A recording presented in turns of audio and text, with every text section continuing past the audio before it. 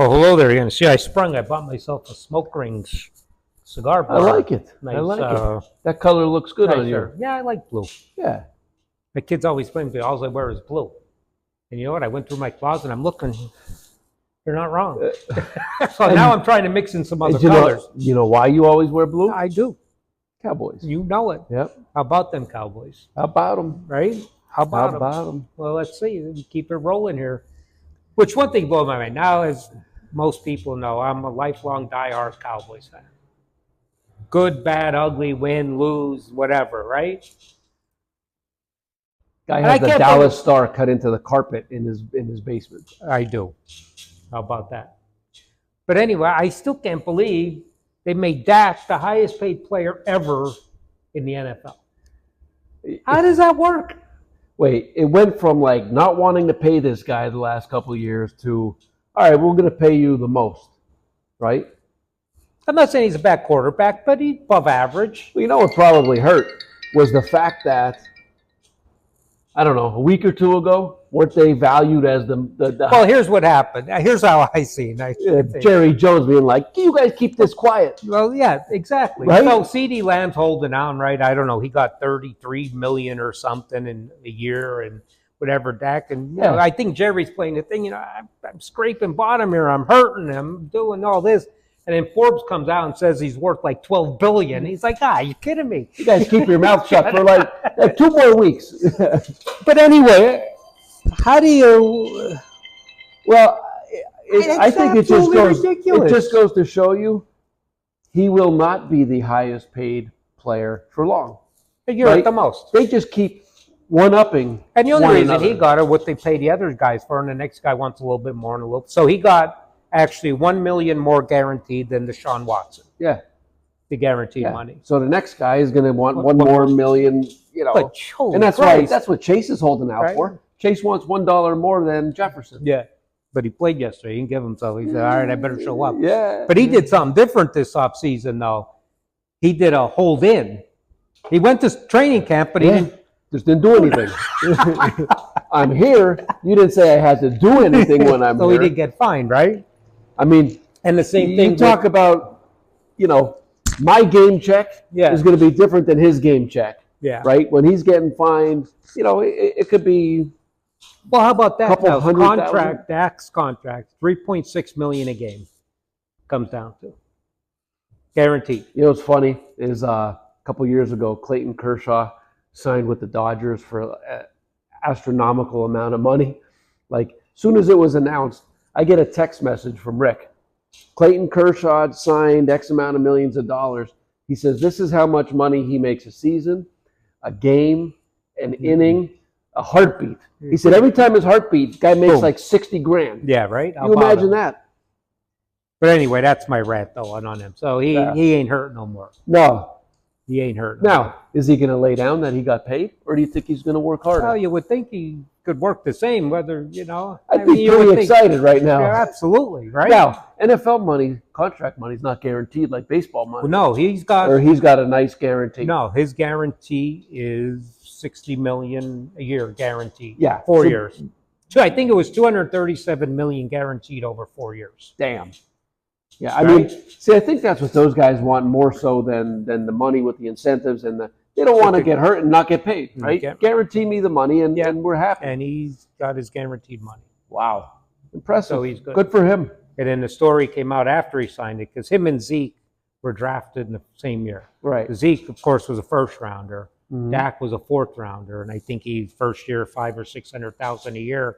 And Zeke, I don't remember what he signed, but it was a lot more than that. Right. And when they both started playing because everybody else got hurt, Zeke would always be buying him dinner and lunch, and now he's looking at it. Now the tables completely went the other way. Hey, Dak, what's up? Remember me? Now it turned a little bit on him. Yeah.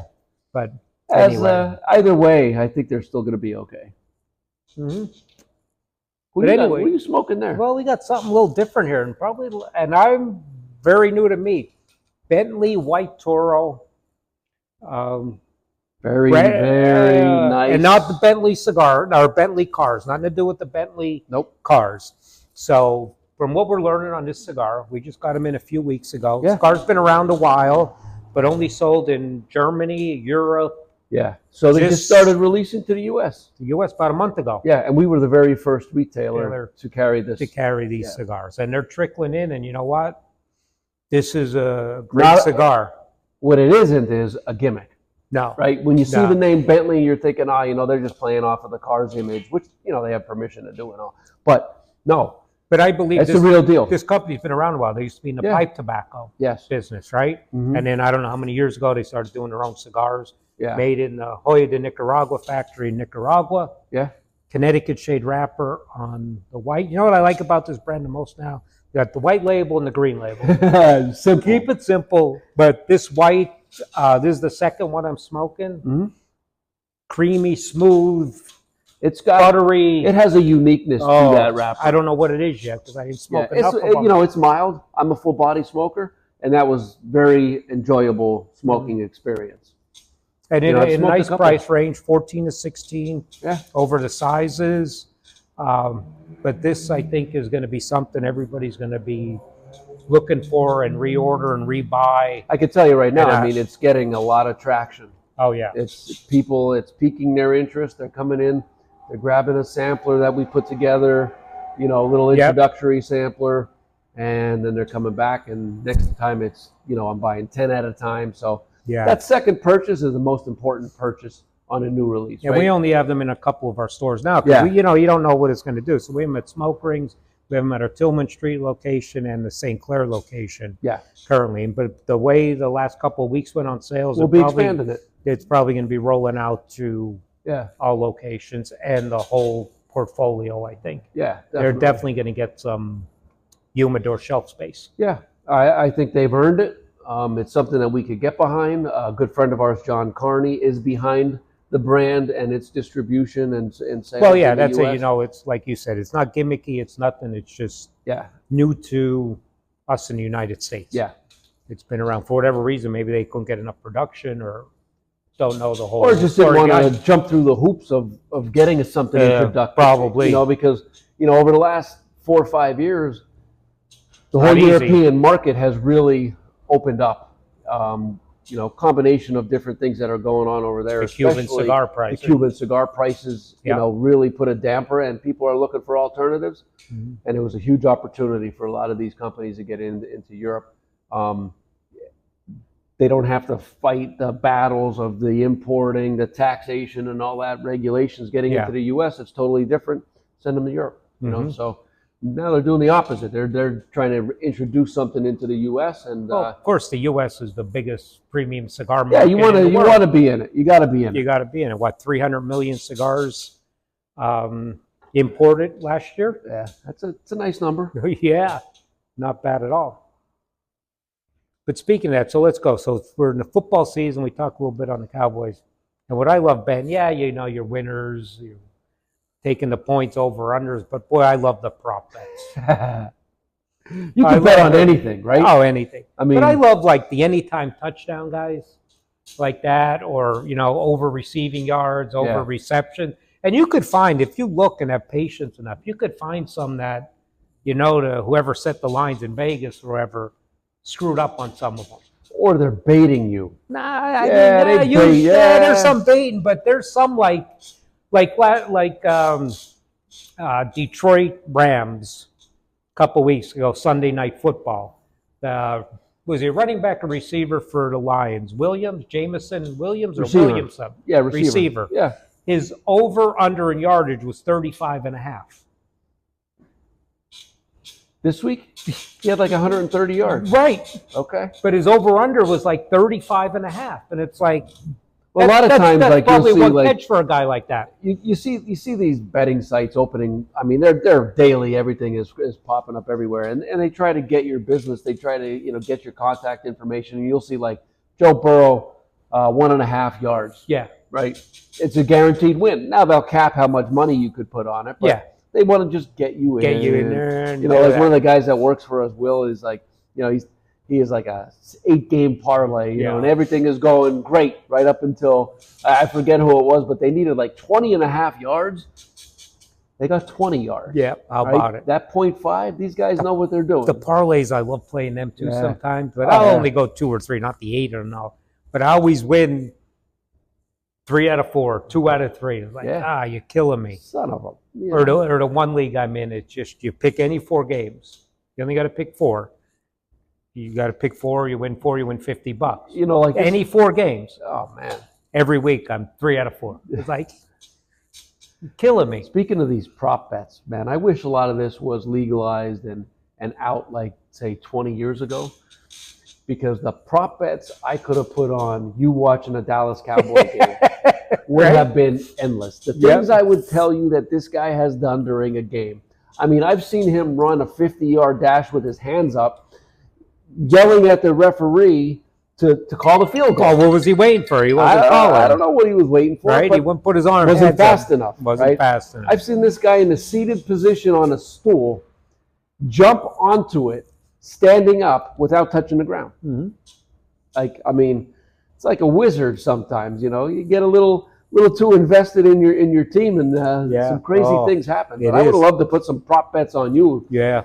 No, the prop bets is what I like. And even in baseball, the home runs, every once in a while I get one. You know, I usually just do the Phillies because I know some of the guys, and you just get that long shot like Garrett Stubbs or something that might be plus 800, and once in a while he comes through.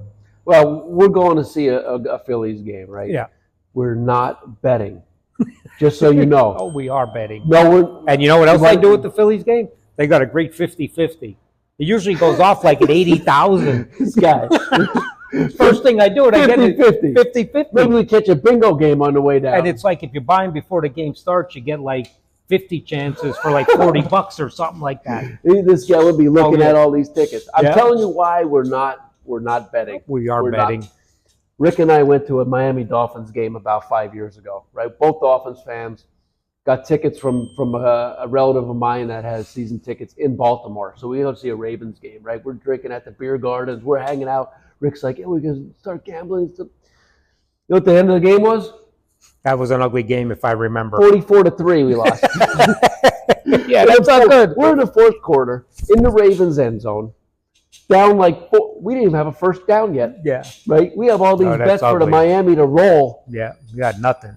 Rick apologized. But no, we're doing gambling. You get the 50-50. All right, twist my arm. 50. And I think it goes off. Usually it's like 80, 90 grand. Jeez. Right? Damn. And you've got to buy them before the first pitch because you get like 10 extra chances on a $50 or something like that. Something like that it is. So we get a couple of them. Are we going to watch a little baseball while we're there? Watch baseball. All right. Yeah. Maybe we even catch a foul ball or a home run. I think we're in the outfield. I think we're in left field. All right. Well, bring your glove. That's the last thing you want to do is catch one off the melon. Yeah. Right?